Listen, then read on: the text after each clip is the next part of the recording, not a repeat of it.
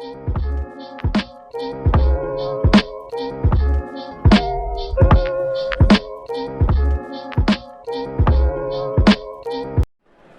and gentlemen, boys and girls, welcome back to another episode of Dropkick Podcast. Today I have here the one and only Mariah May. How are you doing today, Mariah? I'm very well. I'm very tired because it's been a crazy week, but I'm really excited to be here. Absolutely. How are you liking WrestleCon thus far? WrestleCon is crazy. So this is my third day, and every day it just gets busier and busier, but you meet so many amazing people from literally all over the world. Absolutely. But I wanted to ask, let's take it back from how did you get into professional wrestling? What were some of the first memories that you founded? So I've loved wrestling since I was a kid. I actually have two older brothers, so we used to wrestle each other, which was always cool. And memories for me is just like Teddy Long coming out and putting everyone in a tag team match with The Undertaker and Kane. He's actually right, at the next hall. Yeah, I actually met him at a show yesterday. He's really cool, so that was amazing, yeah. Absolutely. But, I think you told me this was your first appearance actually in the U.S. wrestling. So how has that been for you? It's literally been amazing. Like, everything is bigger in Texas is literally true, but everything is bigger in America. The people I've met, the matches, the crowds, the fans, everything has just been amazing, and I'm just so grateful that I get to do it.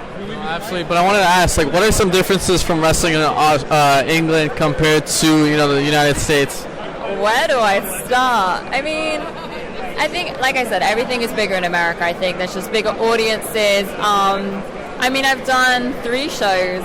The crowds are different. I feel like the crowds are a little bit more excited here. I think, they just love wrestling so much. Whereas in the UK, you get some real good crowds, but, they're just not as full because, it's a smaller country. There's not, as much of a scene. In America, wrestling is huge.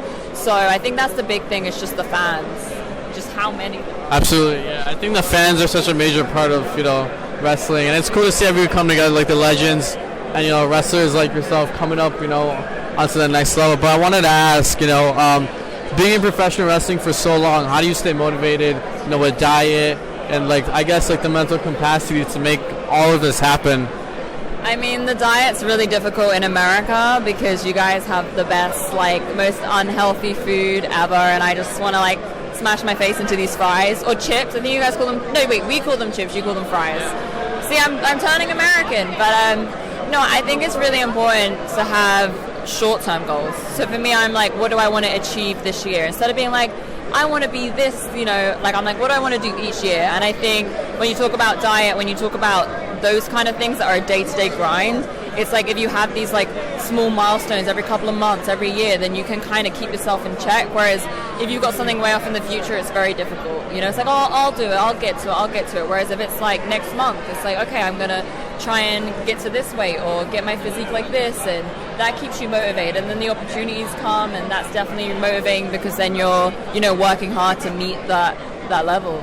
No, absolutely, I agree. But do you have any advice to someone who wants to get into the business? I know there's so many people that look up to you. You have a strong social media following. I've seen you on my Twitter a couple of times, so it's pretty cool. But do you have any advice to someone? Yeah, I mean, there's a lot of advice that you'll hear all the time.